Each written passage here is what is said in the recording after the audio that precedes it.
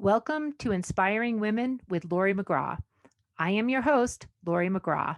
I have spent the past 30 years in leadership, and over the years, I've come to learn one thing. Women need women, and not just any women, but inspiring women. Tune in every week to hear from women at the pinnacle of their careers and from others who are just starting out. Episodes can be found at inspiringwomen.show or subscribe on your favorite podcast app. Thanks for listening, and I hope you will be inspired. This is Inspiring Women, and I am Laurie McGraw. Make sure to subscribe to Inspiring Women so that you can hear stories every week from incredible women who are aiming to make their impact on the world. This week, episode 114, I'm speaking with Kiernan and McCarthy and Natalie Studt here actually in Big Sky, Montana, where they moved from New York to Montana to begin their work in nonprofit. And as both a Gen Z and a millennial, COVID changed everything for them, both how they thought about work, where they wanted to live, and the impact that they intend to make on the world. Now, you're going to hear about the perspectives of Gen Z and Millennial. You'll hear about their nonprofit, Wellness in Action, which provides mental health and behavioral resources for the residents of Big Sky, Montana. It's a tourist destination, but for the thousands of people who live here, those resources are not always accessible or affordable, and Wellness in Action is looking to change that. Now, Kiernan and Natalie, they'll also talk about just how they think about work and professionally, how it's different than perhaps the generations of their parents. But make no mistake, work-life balance is not the same as not taking their work seriously, which they do. So again, don't forget to subscribe to Inspiring Women. Now, let's hear from Kiernan and Natalie.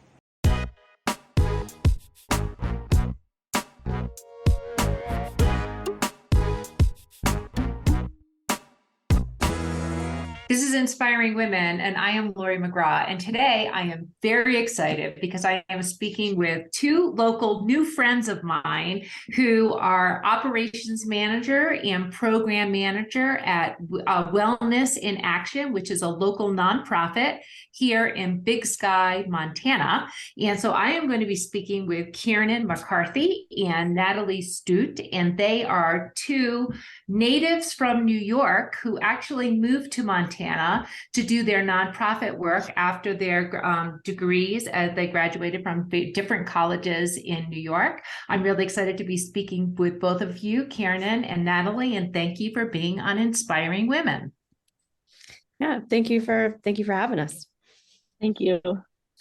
All right. So this is your first podcast, both of you. I'm also excited about that. And, we're going to be talking to you about sort of, why you chose a life of community service and nonprofits as the beginnings of your professional careers after college. I want to get a bit of background from both of you. And also as both like Gen Z, late millennials, just sort of, what are your attitudes about your professional careers? Here we are in Montana. It is freezing here. I'm actually it's above zero. So it's actually getting warmer, but it's actually freezing as we're talking today. But why don't we get started, like I always do on Inspiring Women, with what are you doing right now, today? What does your day-to-day look like? And maybe Natalie, we can start with you. Sure. I mean, my day-to-day right now, we're kind of rolling out a few projects right now, getting together our numbers for our annual report to send that out to our mailing list and subscribers, and kind of getting all the books together to make sure we're filing our taxes and kind of preparing for some summer events that we have coming up. As an operations manager, does your job, and we're going to talk about Wellness in Action, we're going to talk about the nonprofit and what you do, but does the day-to-day job entail everything and anything for what you do, or is it more predictable than that? There are some things that are predictable. I mean, I manage our accounts, so certainly doing some account work every day. But it definitely changes every day. It's kind of a jack of all trades kind of a job. I think depending on projects that we have going on. I could be working on one thing all day, or I'll be bouncing around between a couple different things. Yep. Yep. Okay, great. And Kiernan, what about you? What does your day-to-day look like? I'm the programs manager. So currently I am actually working on a new program that will hopefully be coming online very soon. I've been attending the training for that as the supervisor of the program for through a grant we have. And my last session for that is tomorrow. And then today I've just been working on getting some of those onboarding documents for the people that we're going to hire for those positions together. So onboarding and just, so you manage people as part of what your job at Wellness in Action, is that right? Correct. Yeah, we haven't hired those folks yet, but eventually, yes, I will be managing people. And needing to learn how to hire good people and train them and all that stuff. Well, that's Yeah, awesome. absolutely. I'm excited to kind of go through that process. It will be my first time bringing people into an organization, so I'm glad to be part of that. And we've got a great board of directors currently who will be supporting me through that process as well. Yep. And it's also a little bit nervous, right? Those are big responsibilities. Do I get the right person? Or, what do I think about that? And, you're making big choices in terms of when someone selects a job. But let's talk a little bit about Wellness in Action, the nonprofit that you both work at. And so, Kiernan, why don't you just tell us a little bit about what the nonprofit is and what it does and, how it interacts with the community? Yeah, absolutely. So we're a nonprofit that focuses on mental and behavioral health resources. So we're trying to make them more accessible and affordable to the community. Being in Big Sky, Montana, a lot of people have heard of it as a tourist destination, but we're about an hour from the closest city of Bozeman. So it's pretty hard to get the right care. If you have to go to Bozeman for an hour appointment, it's 2 hour drive there and back. So it's a 3 hour chunk out of your day. So it's pretty hard for folks to get that into their work schedule. So we've got a platform that we've partnered with 6 counselors and 1 pediatric neurologist, and we give them free office space here in Big Sky so that they have space to meet with clients here rather than in Bozeman or someplace else in Montana.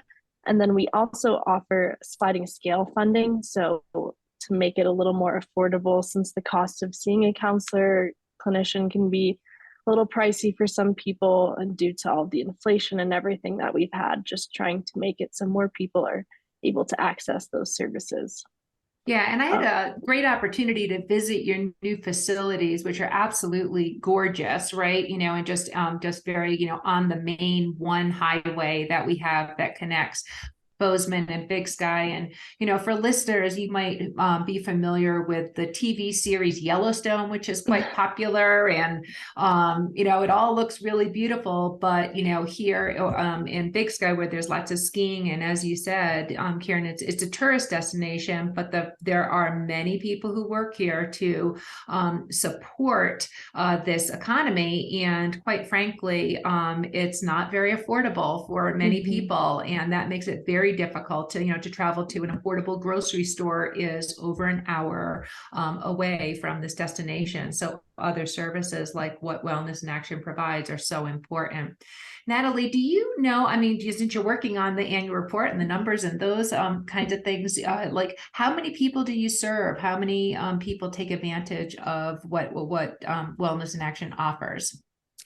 So I believe this year we've had She's checking her notes. I see her checking her notes. I can speak to this a little bit because I'm the one that pulled most of those. We've got about 140 clients that we've seen through our counseling services. We've got a couple partnerships with different organizations. So overall, about 140 there. And then we also have scholarship opportunities for people in town to send their kids to camp or just other well-being or educational enrichment opportunities. And that totals probably somewhere around 50 to 60 individuals or families that we've get served through those. And that's also from a population, just to give listeners an orientation, a population of just a couple thousand people who live in the Big Sky community. Okay, well, so maybe let's go back to both of you. So Natalie, for you, first of all, New York, you went to college, you have a degree in, what is it, economics and philosophy from the City College of New York, which is a great degree. You're an outdoors kind of person, and then you came to Montana. What brought you here? I graduated college, and I was working in the service industry in New York, and I wanted to do something different. And my mother has been out here for now 5 years, and she suggested I spend a summer, and I came out here and loved it. And it's been 3.5 years, and I just I found I really like the pace of life in Montana. And I mean, you can't beat our beautiful scenery and outdoors life. Yeah, it is cold though. I'm just going to say it's super cold. I've been trying to warm up all day. So it wasn't just watching Yellowstone and thinking like, okay, I'm heading out to Montana. It was actually seeing it for yourself and then staying here. And then what about what drew you into doing nonprofit work coming from the service industry? I've always been interested in nonprofit work, and I think it was a career change I always wanted to make. And this opportunity came up last April, and I originally started part-time, and I just loved it, and grew into. I started out as an administrative assistant and really grew into the role and became operations manager just this past fall. Yep. Well, congratulations on that. That's awesome. Kiernan, what about you? What brought you out here? Similar to Natalie, I graduated college, and then I graduated college in December 2019. And about 6 weeks later, the COVID pandemic hit, and my office job turned into a working from home job.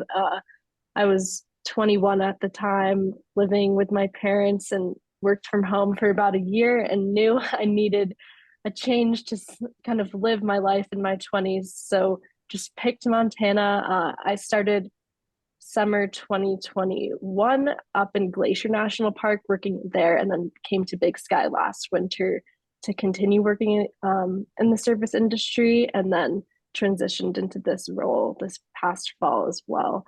But I just love being outside, hiking, skiing, all of that. I grew up doing with my family, and knew I've always wanted to live in a place like that. So just kind of took the jump and did it.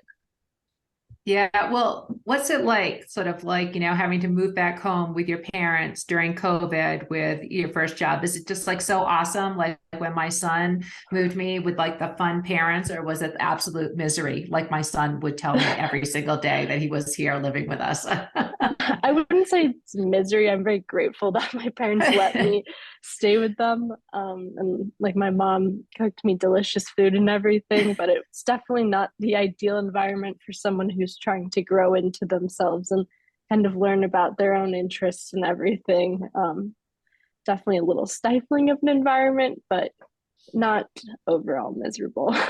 Yeah, no, I know. So this is a sort of like, this is the generation you are both in, sort of, as young professionals and coming out of college with whatever your big aspirations, or finishing college during the COVID years.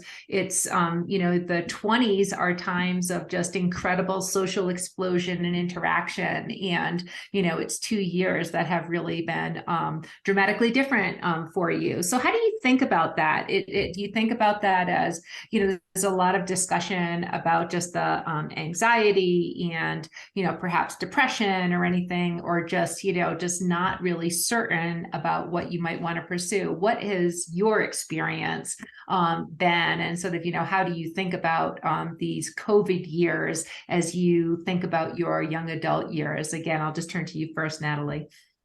Yeah, I mean, I was working at one of the small grocery stores in town during the lockdown and pandemic. And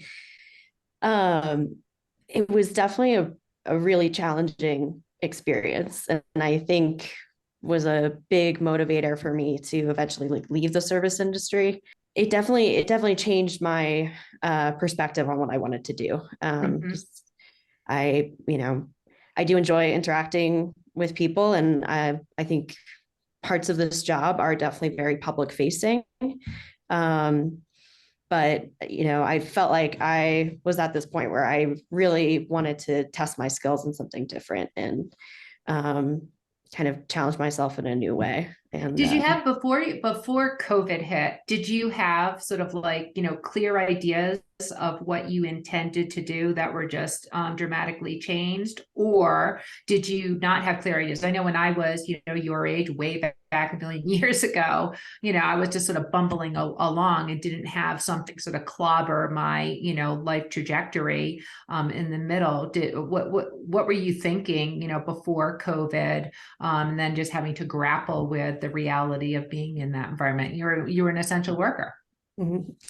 Yeah, I mean, I think before that, I was interested in kind of going, getting into a management position at that company, and you know, learning more about running a small business, and kind of having those kind of experiences, learning about management. And I don't think I had a particularly clear idea. I've always been interested in pursuing my master's in social work, which is still kind of a goal that I have. But for the most part, I was just kind of enjoying Big Sky and enjoying Big Sky life, and learning how to ski. And I think COVID definitely um, pushed me to really think about what I wanted to do long term and start to create a plan for myself, Mm-hmm. um, for what the next few years is going to look like. Yeah. Yeah. What about you, Kiernan? I didn't have any set plans that kind of got derailed with the pandemic. I think it happened so quickly after I graduated college that my plan initially was just get a job and kind of save up some money, because I've always considered grad school as well. I just wanted to get more experience in different fields before kind of deciding to make that financial commitment to attend grad school somewhere. Um, and then once COVID happened, I kind of just stayed where I was to kind of get through it. And then eventually was like, no, I'm not happy. Like, time to for a new challenge. And I've ended up here. But yeah, it was definitely a challenging time to live through, just all the uncertainty, not knowing whether it was safe to go outside, whether it was safe to talk to my friends outside or go to see them at their house, anything like that. But yeah, I think it all worked out in the end.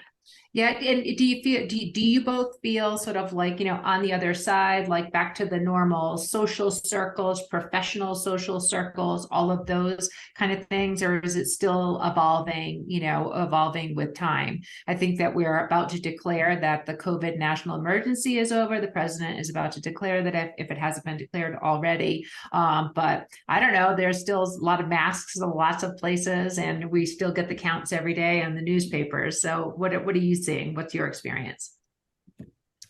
I mean, I think we're definitely through the hard, we're through the hard part. I think we're on the other side. Um, I think it will.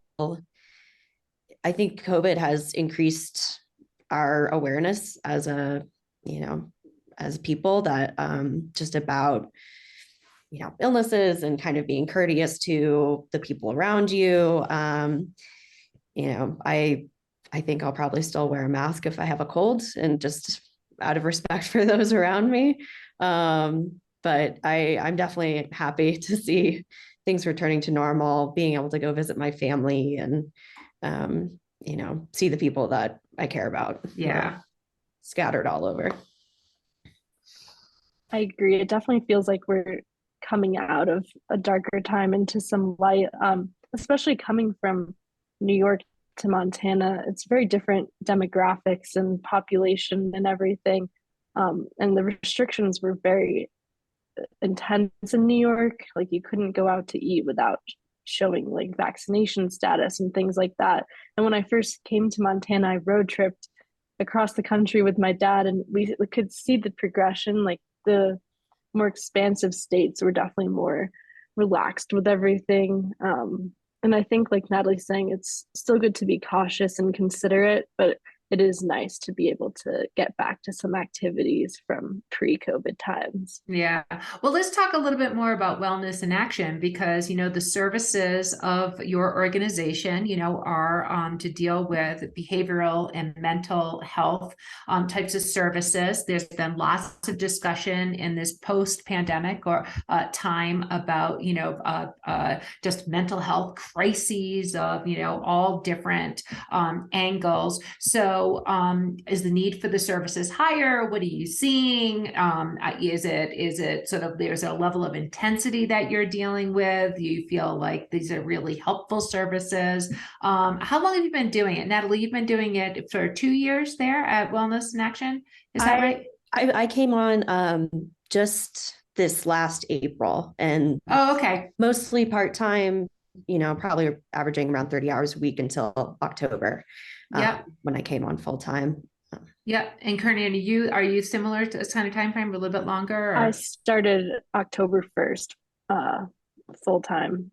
Okay. So you're both got kind of new and sort of forming what's happening. So are the services growing? Is it becoming, you're doing a grant right now and getting ready for some new hires? Mm-hmm. I would definitely say services in the past year have grown. Just looking at client numbers and total number of counseling hours from last year, we're up. I don't know the percentage, but we're up from last year. I don't know if it's necessarily COVID related, but we've expanded our capacity. We've added 4 counselors, increased our funding to the sliding scale. So we just have more ability to contribute to people's like financial cost of seeing a counselor and everything. I don't know if that's why, but I definitely think we've seen an increase in use of our services. Do you have to turn people away, or have you been able to keep up with the need that you're seeing in terms of people who seek the services?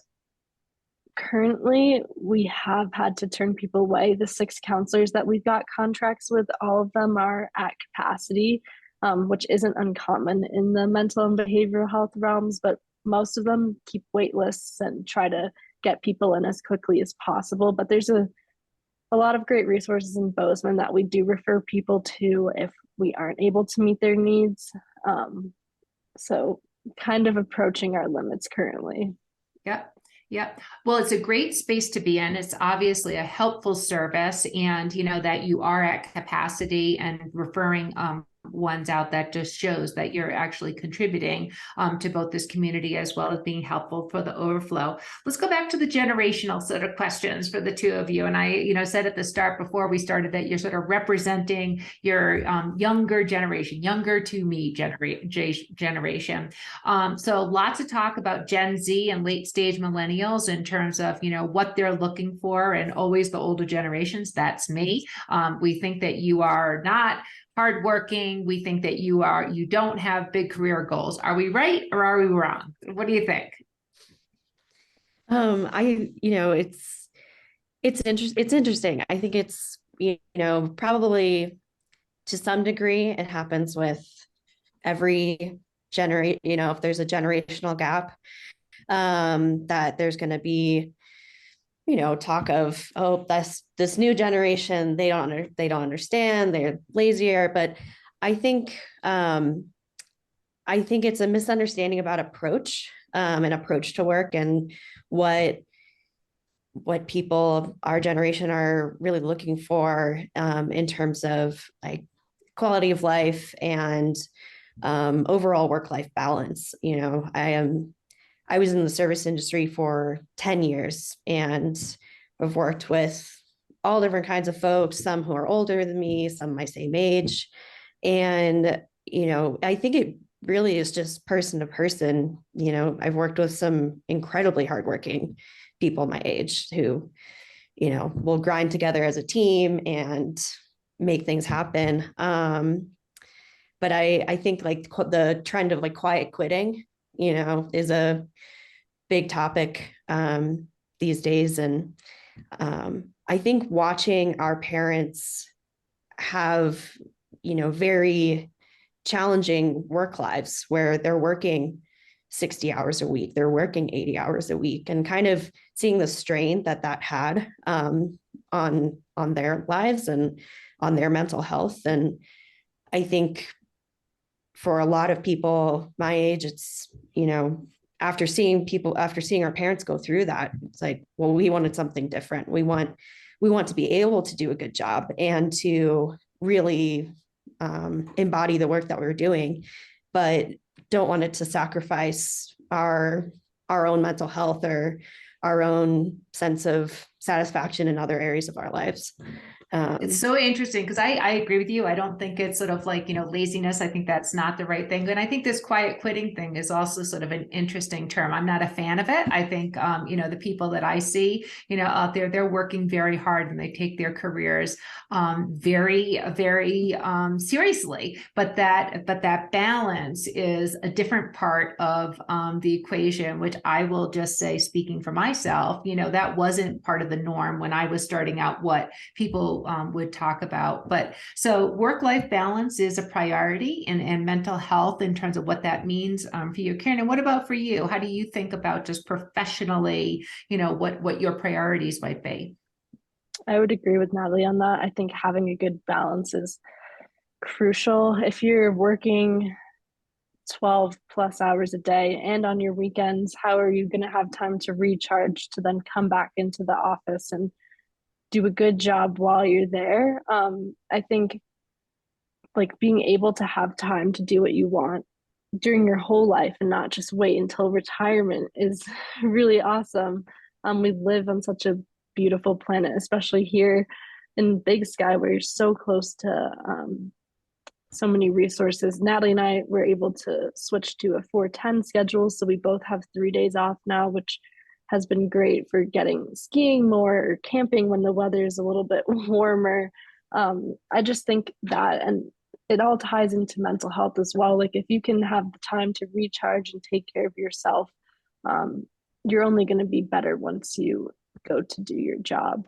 And I agree with Natalie. Like I've seen my parents grind in New York City and the New York metropolitan area for 30 plus years, and it's taxing to do that and commute those long distances and everything. And I think that they are working hard, but that's not to say we're not also working hard. I think that when we come into the office, we're ready to do our job and put in time researching programs that would fit well with the community and make those partnerships with community members and talk to community members about what they're going through so that we can have really good targeted programming. But yeah, I definitely think having that balance is very crucial to us, because some of my best friends, they've gone into 5-6 year master's and doctorate programs and are very on track with their careers and love their careers and are so dedicated to their work.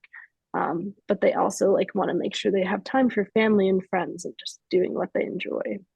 So bringing it back to just how you think about, professionally, you've chosen for now the, nonprofit service space and helping others. What do you think about for yourselves professionally, the next 5 or 10 years? Kiernan, what are you thinking about? Are you thinking about it, in those kinds of time slots for what you might want later as your professional career grows? I think I haven't set any specific goals, but I would definitely, I've only been at WIA for like 4 months or so. So I'd love to stay here a while and just really be able to implement some important programs for the community. I think the more time I spend here, the more that will kind of feed into whether or not I want to pursue a more clinical master's degree or something like that and go into counseling or social work or just a different field. But I think currently I'm just happy where I'm at to work with WIA and continue to grow. Great. Natalie, what are you thinking?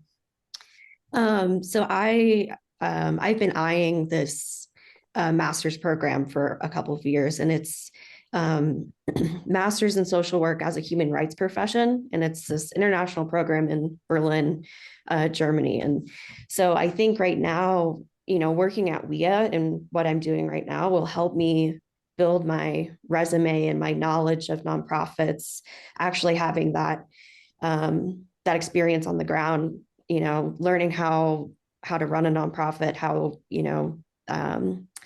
what kind of programs are going to be effective and help the community. And then, eventually apply to that program. And it's a research-based program that looks at more macro social issues. So hopefully after that, progress to, find a job that either I'm informing policy or, running a nonprofit or, helping the community in some way. But I'm definitely interested in not just helping person to person, but how can we structure our communities and our society to make it more livable for folks and, provide the things that that people need. Well, it's really great to hear from both of you, just, how you're thinking about just your professional career and how that needs to fit in and incorporate with your life balance. You're both outdoors focused and clearly your mission focus and wanting to help others in material ways is coming through. So I really appreciate that. We've been going through a lot of things and taking up a lot of time. As we close out on this Inspiring Women conversation, I've really loved hearing from both of you. Any sort of last words of wisdom or personal mantras that you live your life by and make your decisions by that you might just share with other listeners. We have lots of younger listeners who are just getting started in their careers, and they'll probably be really interested to hear what both of you have to say. Kiernan, why don't you tell us what you would like to close with?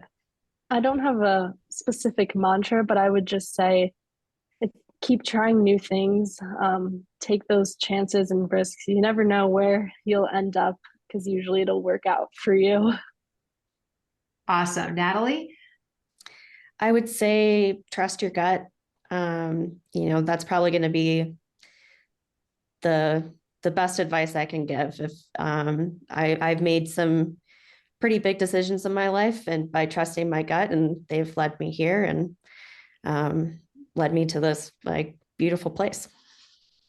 Well, fantastic. And I have really appreciated just speaking with both of you. And I just also want to reference that, we talked about the hard work. I met both of you when it was late at night and you were both working really hard at WIA opening that brand new facility. So thank you both for the work that you're doing in this community and helping the lives of so many. This has been a great Inspiring Women conversation. I've been speaking with Kiernan McCarthy and Natalie Studt. And Kiernan and Natalie, thank you both so much. Thank you. It was great speaking with you today. This has been an episode of Inspiring Women with Laurie McGraw. Please subscribe, rate, and review. We are produced by Kate Cruz at Executive Podcast Solutions.